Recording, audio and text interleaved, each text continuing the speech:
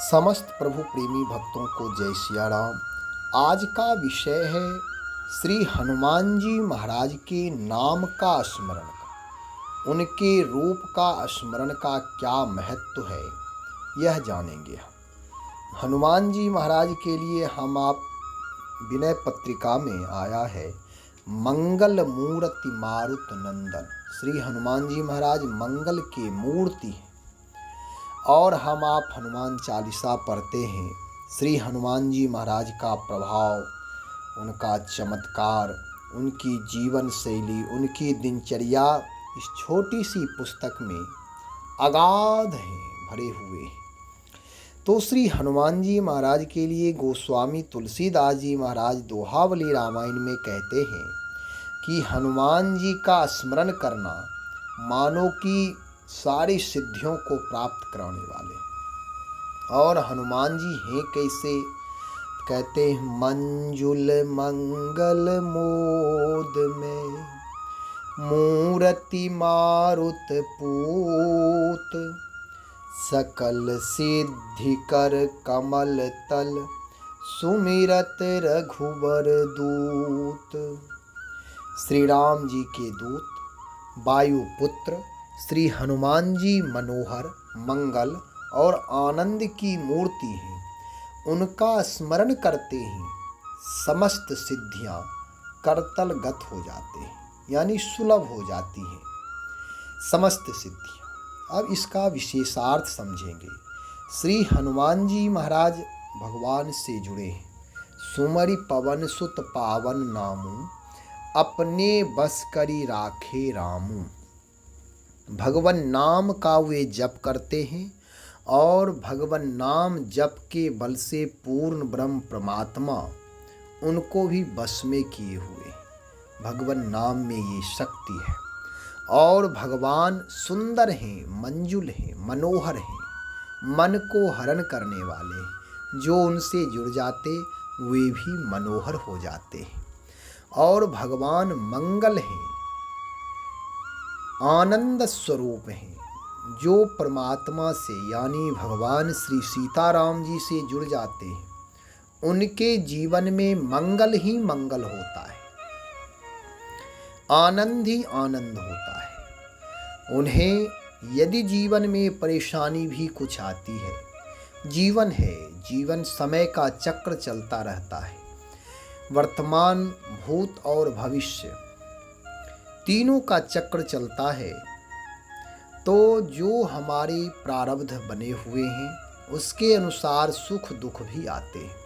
वर्तमान में किए हुए कर्म का भी परिणाम भविष्य में कभी भोगना पड़ता है तो कभी भूत में भी भोगना पड़ता है।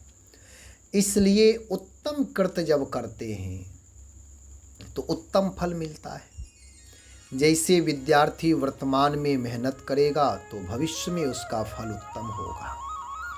यदि कभी कोई वर्तमान में कोई गलती हुई है, हो सकता है इसका परिणाम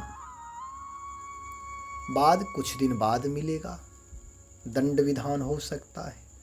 तो हमारा कहने का तात्पर्य यह है, जो हनुमान जी महाराज हैं यह मंगल स्वरूप परमात्मा से जुड़े हैं, इसलिए ये भी मंगल मूर्ति हो गए और ये आनंद की मूर्ति है। इनका जो स्मरण करते हैं हम आप भक्त लोग, जब भी हनुमान जी का एक तो ये पवन पुत्र हैं, हर जगह विद्यमान हैं, हर जगह इनकी व्याप्ति है।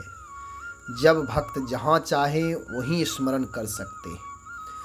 और स्मरण का लाभ यह है कि सारे अमंगल दूर हो जाएंगे, रुके हुए कार्य सिद्ध हो जाएंगे और आनंद ही आनंद होगा।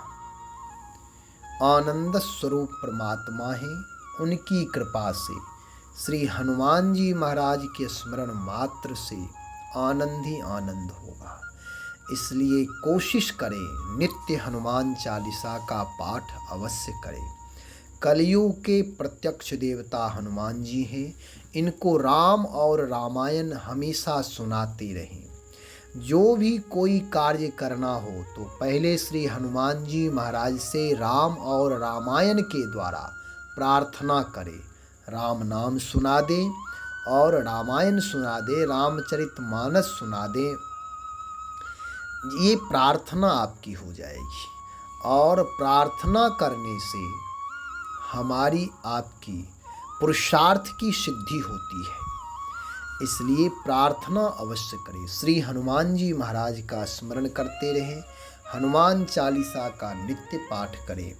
और जैसे श्री हनुमान जी महाराज विनम्र भी हैं और पराक्रमी भी हैं, पुरुषार्थी भी हैं, प्रार्थनीय भी हैं, प्रार्थना भी करते हैं, ऐसे ही हम आप भी अपने जीवन में आत्मरक्षा के लिए, अपने गौरव, अपने स्वाभिमान की रक्षा के लिए, अपने परिवार की रक्षा, राष्ट्र की रक्षा के लिए आपके भुजा में बल भी होना चाहिए।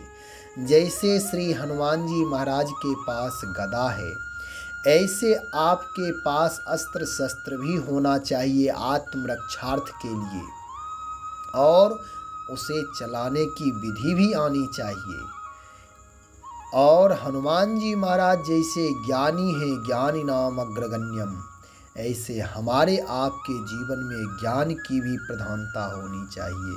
कहने का तात्पर्य है ज्ञान, भक्ति, वैराग्य से युक्त जीवन हो और भुजा में पराक्रम हो, जीवन में स्वाभिमान हो, आत्मगौरव भी हो और विनम्रता भी हो, सबके साथ उत्तम व्यवहार भी हो, जीवन में सुशीलता भी हो, अहंकार का दमन भी हो, संस्कार का अभ्युदय भी हो।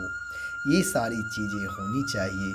श्री हनुमान जी महाराज का स्मरण अवश्य करें, श्री हनुमान चालीसा का पाठ नित्य करें 2 बार। श्री राम जय जय राम।